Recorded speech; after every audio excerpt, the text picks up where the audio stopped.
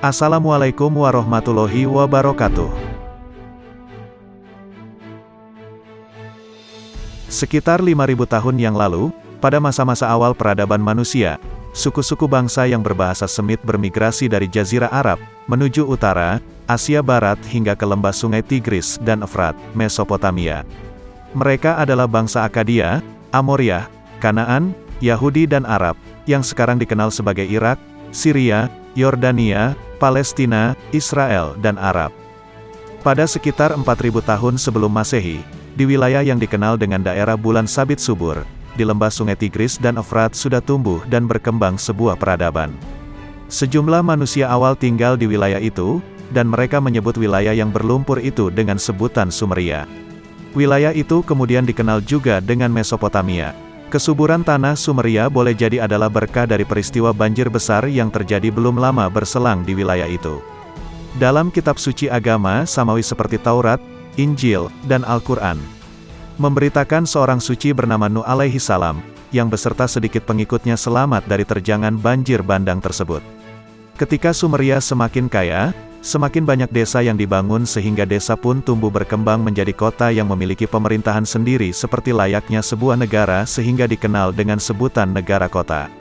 Selain Eridu yang dibangun berkali-kali, juga dibangun Ur, Uruk, Lagash, Uma, Nippur, Larak, dan Kish yang masing-masing diperintah oleh kuilnya.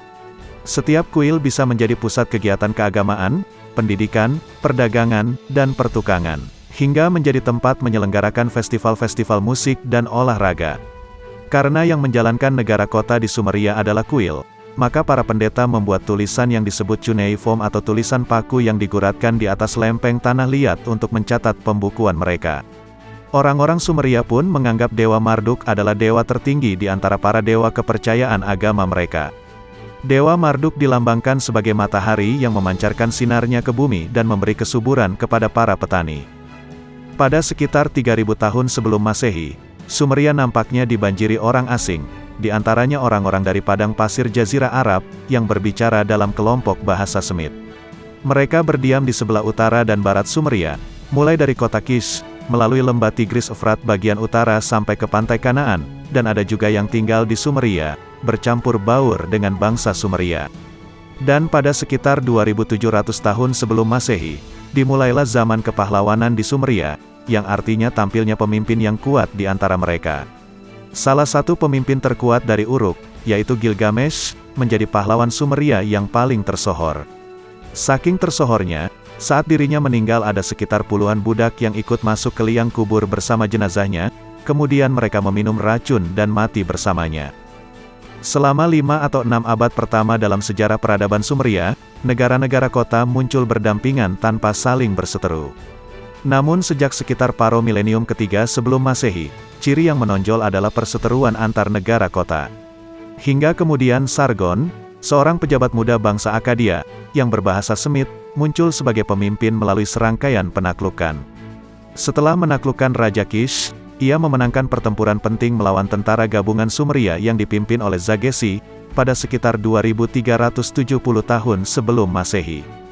Dinasti Akkadia merepresentasikan kerajaan sejati pertama di Mesopotamia, yang wilayahnya membentang dari Teluk Persia di selatan, hingga Asia Kecil di utara, dan mencakup Irak, Syria, Lebanon, dan bagian-bagian Turki serta Iran, dan memiliki pengaruh di Mesir, Ethiopia dan Siprus.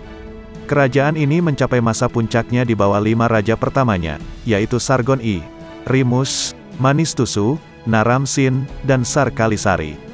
Raja Akkadia, Naram-Sin, adalah tokoh yang dalam kitab suci agama Islam, Al-Quran disebut Raja Namrud, musuh bebuyutan orang suci, Ibrahim alaihi salam.